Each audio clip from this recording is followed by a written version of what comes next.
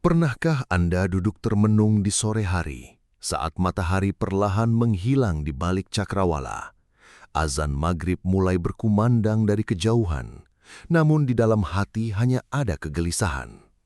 Dompet tipis, tagihan menumpuk, kebutuhan keluarga belum terpenuhi, dan seolah tidak ada pintu yang bisa diketuk untuk meminta pertolongan.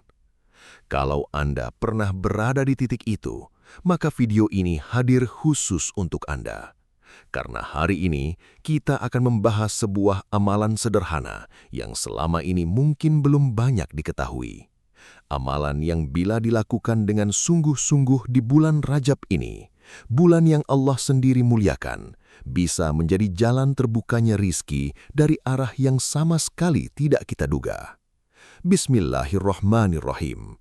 Assalamualaikum warahmatullahi wabarakatuh. Alhamdulillahirabbil alamin. Allahumma shalli ala sayyidina Muhammad wa ala ali sayyidina Muhammad. Saudara-saudariku yang dirahmati Allah, selamat datang kembali di channel Renungan, tempat kita bersama merenungi firman Allah, hadis Nabi, dan hikmah kehidupan agar hati kita senantiasa terhubung kepadanya. Sebelum kita lanjutkan, jika Anda baru pertama kali hadir di channel ini, saya sangat mengundang Anda untuk menekan tombol subscribe sekarang juga, lalu aktifkan lonceng notifikasinya. Dengan begitu, setiap kali kami menghadirkan renungan terbaru, Anda tidak akan terlewatkan satupun. Dan semoga setiap konten yang kami bagikan bisa menjadi pahala yang terus mengalir bagi kita semua. Amin. Dan untuk yang sudah lama setia bersama kami, jazakumullahu khairan. Semoga Allah membalas kesetiaan Anda dengan kebaikan yang berlipat ganda. Saudara-saudariku yang dirahmati Allah, kita kini berada di bulan Rajab, sebuah bulan yang Allah sebutkan dalam Al-Quran sebagai salah satu dari 4 bulan haram, bulan-bulan yang dimuliakan. Dan Nabi kita Muhammad sallallahu alaihi wasallam pun memberikan perhatian khusus terhadap bulan ini. Di bulan Rajab, pintu-pintu langit seperti terbuka lebih lebar. Doa-doa yang dipanjatkan dengan ketulusan dan keikhlasan memiliki peluang lebih besar diijabah. Malaikat-malaikat Allah turun membawa rahmat, dan hamba-hamba yang mau mendekatkan diri kepadanya di bulan ini akan mendapati betapa dekatnya Allah dengan mereka. Namun sayangnya, banyak di antara kita yang melewati bulan Rajab begitu saja, tanpa menyadari betapa berharganya waktu ini. Bayangkan, seseorang yang sedang dalam perjalanan jauh, di tengah padang pasir yang panas dan melelahkan, tiba-tiba ada sebuah oasis, mata air yang dingin dan menyegarkan. Namun karena tidak tahu, ia justru berjalan melewatinya tanpa berhenti. Itulah gambaran kita yang melewati bulan Rajab tanpa mengisinya dengan ibadah dan amalan. Jangan sampai kita menjadi orang yang merugi di bulan yang penuh keutamaan ini. Dan salah satu momen paling istimewa di bulan Rajab adalah waktu setelah sholat fardu maghrib. Mengapa? Karena maghrib adalah waktu peralihan dari siang ke malam, dari aktivitas dunia ke ketenangan malam. Inilah saat di mana jiwa kita paling mudah untuk kembali, merenungi dan merendahkan diri di hadapan Allah. Para ulama menyebutkan bahwa doa-doa yang dipanjatkan di waktu-waktu peralihan seperti ini memiliki keistimewaan tersendiri. Dan disinilah amalan yang akan kita bahas hari ini menemukan tempat terbaiknya. Izinkan saya berbagi sebuah kisah. Kisah nyata dari seorang kepala keluarga. Kita panggil saja Pak Ahmad. Pak Ahmad bukan orang yang malas. Ia berangkat kerja sebelum fajar dan pulang setelah Isya. Namun entah kenapa, rizkinya terasa sempit. Hutang dari sana-sini terus menumpuk. Anaknya butuh biaya sekolah. Istrinya sakit dan butuh pengobatan. Dan tabungan sudah lama habis. Suatu sore di bulan Rajab, setelah seharian berjuang, Pak Ahmad pulang dengan tangan hampa. Pekerjaannya di hari itu tidak menghasilkan apa-apa. Ia duduk di teras rumahnya, menatap langit yang perlahan merona jingga dan mendengar azan maghrib berkumandang. Di dalam hatinya ada sesuatu yang berbisik. Bukan suara putus asa, tapi sebuah dorongan untuk pergi ke masjid, bukan untuk meminta bantuan siapapun, tapi untuk mengadu kepada Allah, satu-satunya zat yang benar-benar maha kaya dan maha kuasa untuk mengubah keadaan. Pak Ahmad pun pergi ke masjid. Ia sholat maghrib dengan khusyuk. Air matanya jatuh saat sujud. Dan setelah sholat, ia tidak langsung pergi. Ia duduk, diam, dan membiarkan hatinya berbicara kepada Allah. Di saat itulah, seorang jamaah tua yang wajahnya teduh dan penuh ketenangan duduk di sampingnya. Bapak tua itu berkata pelan, "Nak, di bulan Rajab ini, ada satu amalan ringan yang diajarkan oleh para ulama kita. Bacalah surah Al-Ikhlas 11 kali setelah sholat maghrib, setiap malam selama 4 hari berturut-turut. Lakukan dengan khusyuk, dengan penuh penghayatan terhadap maknanya, dan pasrahkan semuanya kepada Allah yang Maha Esa." Pak Ahmad awalnya ragu. Amalan itu terdengar terlalu sederhana untuk sebuah masalah sebesar yang ia hadapi. Tapi malam itu, ia mencobanya. Ia duduk setelah maghrib, tarik nafas, baca istighfar 3 kali, baca solawat, lalu perlahan-lahan, penuh penghayatan, ia membaca surah Al-Ikhlas 11 kali. Qul huwallahu ahad, Allahus samad, lam yalid walam yulad, walam yakul lahu kufuwan ahad. Katakanlah, dialah Allah yang Maha Esa. Allah adalah tempat bergantung segala sesuatu. Dia tidak beranak dan tidak diperanakkan, dan tidak ada sesuatu yang setara dengannya. Setiap ayat yang Pak Ahmad baca, terasa seperti beban di dadanya sedikit demi sedikit terangkat. Hari pertama berlalu, masalah belum berubah. Penagih hutang datang, Pak Ahmad tetap istiqomah. Hari kedua, masih sepi. Pak Ahmad tetap konsisten. Hari ketiga, istrinya makin lemah. Pak Ahmad hampir goyah. Tapi ia ingat, Allah tidak pernah ingkar janji. Ia kembali duduk setelah maghrib dan menyelesaikan amalannya. Dan di hari keempat, sesuatu terjadi. Seorang sahabat lama dari masa kuliah yang kini menjadi pengusaha sukses di kota lain, tiba-tiba menghubungi Pak Ahmad. Ia bilang sedang melewati kota Pak Ahmad dan ingin mampir. Singkat cerita, sahabat lamanya itu menyampaikan niat untuk mengajak Pak Ahmad bermitra dalam sebuah usaha baru. Ia juga tanpa diminta memberikan sejumlah uang yang cukup untuk melunasi hutang-hutang Pak Ahmad. Pak Ahmad menangis.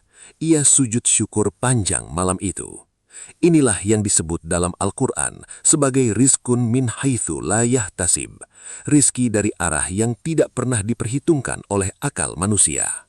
Saudara-saudariku yang dirahmati Allah, kini kita sampai pada inti dari renungan hari ini. Bagaimana cara mengamalkan amalan ini dengan benar? Pertama, pilih waktu yang tepat. Waktu terbaik adalah tepat setelah Anda menyelesaikan sholat fardu maghrib. Jangan langsung bangkit dan melakukan aktivitas lain. Tetaplah duduk di tempat sholat Anda. Matikan notifikasi ponsel untuk beberapa menit. Berilah waktu bagi diri Anda untuk benar-benar hadir jiwa dan raganya di hadapan Allah. Kedua, bersihkan hati terlebih dahulu. Mulailah dengan membaca istighfar 3 kali. Astaghfirullahaladzim. Ini bukan sekedar ritual.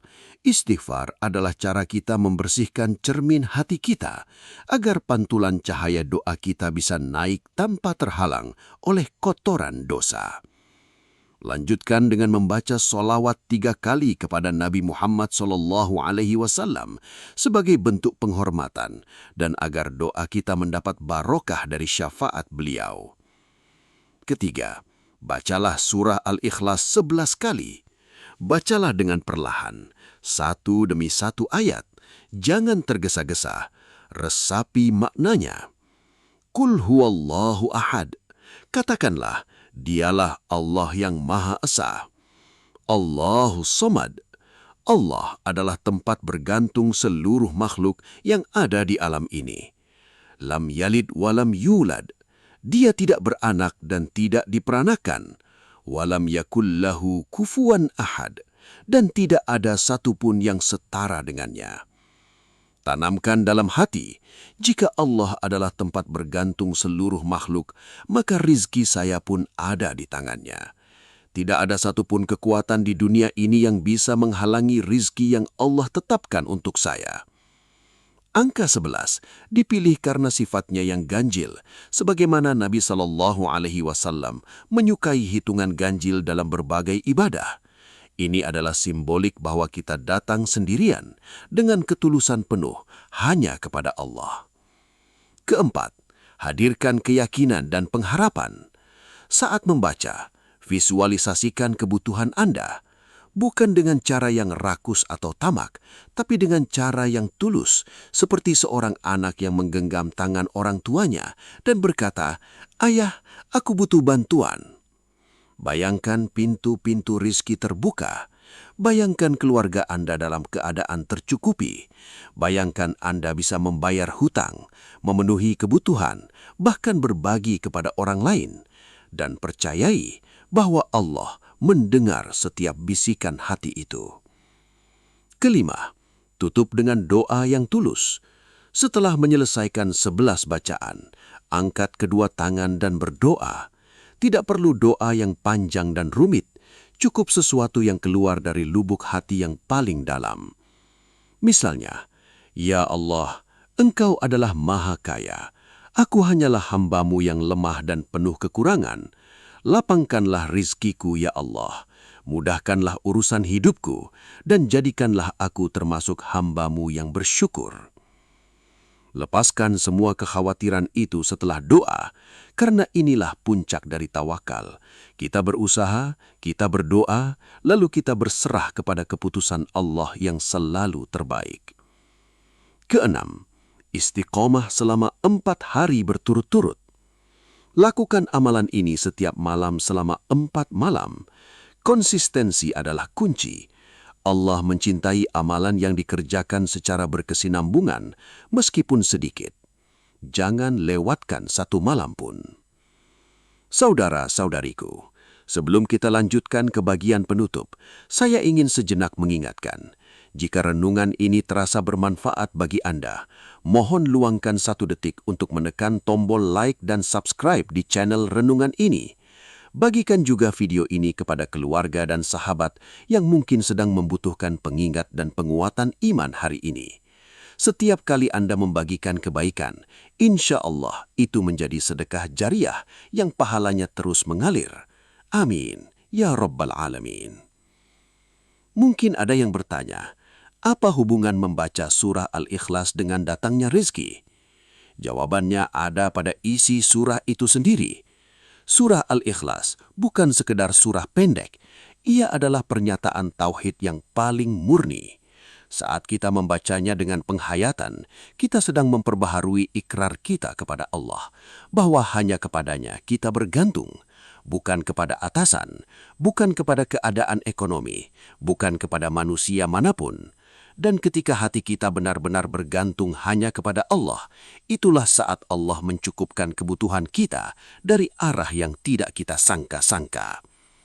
Dalam Al-Quran, Allah berfirman, "Barang siapa bertakwa kepada Allah, niscaya Dia akan membukakan jalan keluar baginya, dan Dia memberinya rizki dari arah yang tidak disangka-sangkanya."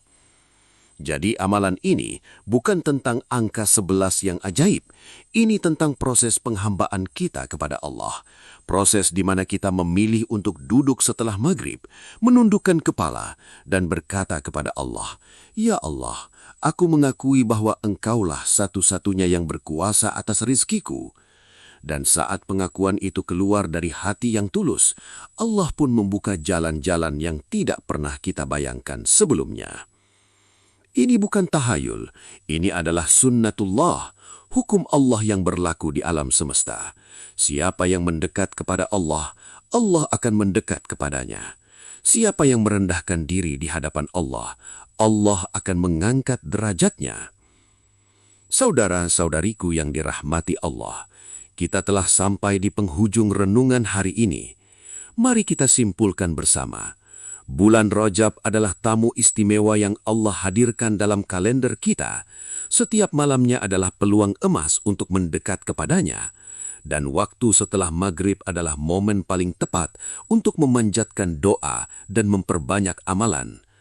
Amalan membaca surah Al-Ikhlas 11 kali setelah maghrib adalah amalan yang ringan di lisan, namun berat timbangan pahalanya.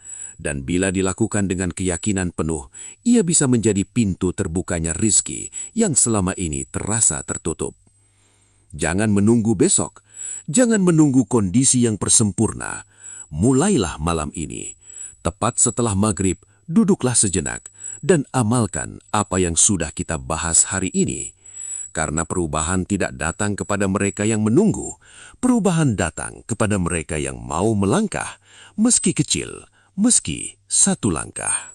Mari kita tutup dengan doa bersama. Ya Allah, Ya Rahman, Ya Rahim. Engkaulah pemilik seluruh langit dan bumi beserta isinya. Engkaulah yang menentukan datang dan perginya rezeki. Kami memohon kepadamu dengan segala kerendahan hati, lapangkanlah rezeki kami, ya Allah. Mudahkanlah urusan kami, lunaskanlah hutang-hutang kami, sehatkanlah keluarga kami, dan jadikanlah kami termasuk hamba-hambamu yang bersyukur, yang istiqomah di jalanmu, dan yang kelak engkau ridhai. Amin. Amin, amin, ya Rabbal Alamin. Saudara-saudariku, jika ada di antara Anda yang memiliki hajat dan doa khusus, silahkan tuliskan di kolom komentar di bawah. Mari kita aminkan doa satu sama lain, karena doa yang diaminkan oleh saudara sesama Muslim memiliki kekuatan yang luar biasa. Dan sebelum saya akhiri, satu permintaan kecil. Jika renungan ini menyentuh hati Anda, tolong tekan tombol subscribe dan aktifkan lonceng notifikasi di channel renungan ini. Bagikan kepada siapapun yang sedang membutuhkan kekuatan dan pengingat hari ini. Karena mungkin dengan satu klik sederhana dari Anda, seseorang di luar sana bisa mendapatkan cahaya yang ia butuhkan. Semoga Allah meluaskan rezeki kita semua. Semoga Allah mengangkat kesulitan kita. Dan semoga kita semua dipertemukan kembali di setiap renungan yang hadir dengan penuh keberkahan. Jazakumullahu khairan kathiran. Wassalamualaikum warahmatullahi wabarakatuh.